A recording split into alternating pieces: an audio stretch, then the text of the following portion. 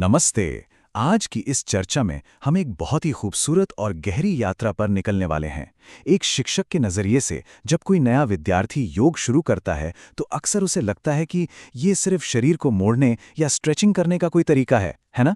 लेकिन आज हम योग और ओम की उन प्राचीन आध्यात्मिक जड़ों को खंगालेंगे जो हमारी रोज़मर्रा की ज़िंदगी को पूरी तरह से बदल सकती हैं। ये सिर्फ एक शारीरिक कसरत नहीं है, बल्कि चेतना की एक पूरी की पूरी दिव्य यात्रा है।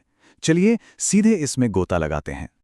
अब उपनिषदों की एक बहुत ही दिलचस्प शिक्षा है ओम इत्येतदक्षरम ब्रह्मा। इसका सीधा सा मतलब है कि ओम पूरा का पूरा ब्रह्मांड है। जब कोई शुरुआत करता है तो उसे लग सकता है कि ओम बस क्लास की शुरुआत या आखिर में बोला जाने वाला एक मामूली सा शब्द है, पर असल में ऐसा बिल्कुल नहीं है। ये कोई गुजरती हुई ध्वनि नहीं है, बल्कि ये तो पूरे ब्रह्मांड का आदि स्पंदन है, वो मूल वाइब्रेशन जिससे ये पूरी सृष्टि बनी है। सोचिए, यह अपने आप में उस परम शक्ति का साक्षात प्रतीक है।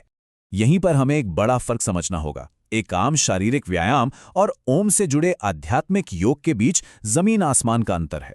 देखिए, जब हम सिर्फ पसीना बहाने के लिए शरीर को हिलाते हैं तो वो बस एक कसरत है, लेकिन जब योगासनों के दौरान हमारा शरीर स्थिर होता है और इस पवित्र मंत्र के सहारे हमारा ध्यान भीतर की ओर मुड़ता है, तो जो असीम शांति महसूस होती है उसे शब्दों में बताना मुश्किल है। योग का असली मकसद ही यही है, उस परम चेतना के साथ भीतर से जुड़ जाना। आपको पता है, महर्षि पतंजलि ने अपने योग सूत्र में ओम के लिए एक बहुत ही प्यारा शब्द इस्तेमाल किया है, प्रणव।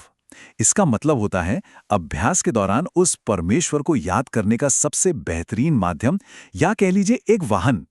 जैसे जैसे हम आसनों में स्थिर होते हैं, हमारा मन एकदम शांत होने लगता है, और इसी सन्नाटे के बीच ये प्रणव एक ऐसा सूक्ष्म वाहन बन जाता है जो हमें सीधे दिव्यता की ओर ले जाता है। ये कोई शोर नहीं है, बल्कि मन के मौन में गूंजने वाला एक नाद है। भाग 1, प्राणायाम और ब्रह्मांडीय ऊर्जा, श्वास में ब्रह्मनाद। चलिए आगे बढ़ते हैं। अब यहाँ सबसे गौर करने वाली बात यह है कि जब हम अपनी सांसों को इस ब्रह्मांडीय ध्वनि के साथ मिलाते हैं तो असल में होता क्या है। ये हमारी सांसों को सिर्फ ऑक्सीजन लेने और छोड़ने की एक मशीन जैसी प्रक्रिया से निकालकर उसे पूरे ब्रह्मांड की ऊर्जा के साथ एक परफेक्ट तालमेल में बदल देता है। वेदों में भी यही कहा गया है कि जब हमारा प्राण ओम के साथ जुड़ता है ना, तो एक साधारण सी सांस भी एक पूरी की पूरी दिव्य साधना बन जाती है ना कमाल की बात। अब सवाल ये है कि नए विद्यार्थियों के लिए इस दिव्य ध्वनि के कंपन को, उस वाइब्रेशन को असल में महसूस कैसे किया जाए। तो देखिए, अभ्यास करते समय सबसे पहले अपना पूरा ध्यान अपनी छाती के बिल्कुल बीचों बीच केंद्रित करना चाहिए। गले में गहरी गूंज महसूस होनी चाहिए। और सबसे जरूरी बात, जब हम सांस छोड़ते हैं तो उस शारीरिक प्रक्रिया को इस ध्वनि के साथ पूरी तरह से सिंक करना है। कोशिश यही होनी चाहिए कि छाती और हृदय के भीतर इस गहरी गूंज को सच में महसूस किया जाए, ताकि हमारा शरीर इस ऊर्जा को स्पंज की तरह सोख सके। भाग 2, सृष्टि के 3 चक्र, अ, उ और म का रहस्य। देखते हैं इसका क्या अर्थ है। अगर हम ओम की ध्वनि को ध्यान से सुने तो ये मुख्य रूप से 3 अक्षरों से मिलकर बनी है, अ, उ और म। अ का मतलब है सृष्टि या निर्माण, उ का अर्थ है पालन या संरक्षण, और म का मतलब है संहार या पूर्ण का। जब हम प्राणायाम के दौरान इन 3 अक्षरों का उच्चारण करते हैं तो सोचिए, हमारी एक अकेली सांस इस ब्रह्मांड के निर्माण, संरक्षण और पूर्णता के इतने विशाल, लगातार चलने वाले चक्रों के साथ गहराई से जुड़ जाती है। सच कहूं तो ये बहुत ही शक्तिशाली और जीवन बदलने वाला अनुभव है।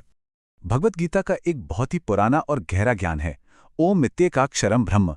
ये हमें बार बार याद दिलाता है कि ओम ही परम सत्य है। जब हम इन अक्षरों का सही मतलब समझ लेते हैं तो ये एहसास होता है कि इस एक छोटी सी आवाज़ के भीतर पूरी दुनिया का सच छिपा हुआ है। जब हम ध्यान में बैठकर इसका जप करते हैं तो हमारा मन बाहर के इस शोर शराबे वाली दुनिया से कटकर सीधा हमारे भीतर के प्रकाश की ओर मुड़ जाता है।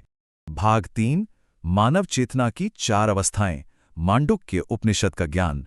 चलिए इसे समझते हैं। अब थोड़ा और गहराई में चलते हैं। हमारी चेतना यानी कॉन्शियसनेस मुख्य रूप से 4 अवस्थाओं से होकर गुजरती है। पहली है जागृत, यानी जागने की अवस्था, जब हम इस बाहरी दुनिया को देखते सुनते हैं। दूसरी है स्वप्न, सपनों की दुनिया। तीसरी है सुषुप्ति, वो गहरी नींद जहां कोई सपने नहीं होते। लेकिन योग का असली मजा तो इसके बाद है। समय और लगातार अभ्यास के साथ एक साधक की जागरूकता धीरे धीरे इन जागने और सपने देखने की अवस्थाओं से कहीं आगे निकल जाती है और एक परम स्पष्टता की ओर बढ़ने लगती है। और इसी चौथी अवस्था को तुरीय कहा जाता है। खैर, एक बहुत ही दिलचस्प बात बताऊं, आधुनिक विज्ञान भी अब ध्यान की इस गहरी अवस्था की स्टडी कर रहा है, जहां हमारे दिमाग की सारी तरंगें एकदम शांत हो जाती हैं।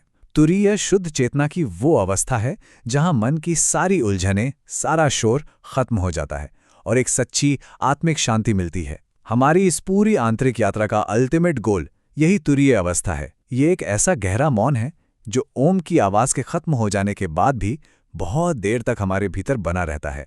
और सच मानिए, ज्ञान का असली सवेरा यहीं पर होता है। ओम हमें उस सबसे शुद्ध, सबसे गहरे आंतरिक मौन की ओर ले जाता है।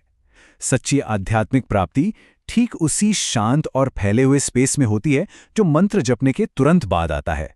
जब ध्वनि शांत हो जाती है ना, तब मौन बोलता है। ये वो अद्भुत अवस्था है जहां सारे शब्द खत्म हो जाते हैं और बस एक गहरी, असीम शांति बाकी रह जाती है। तो जैसे जैसे हम आज की इस चर्चा के अंत की ओर बढ़ रहे हैं, एक बहुत ही जरूरी सवाल मन में आता है।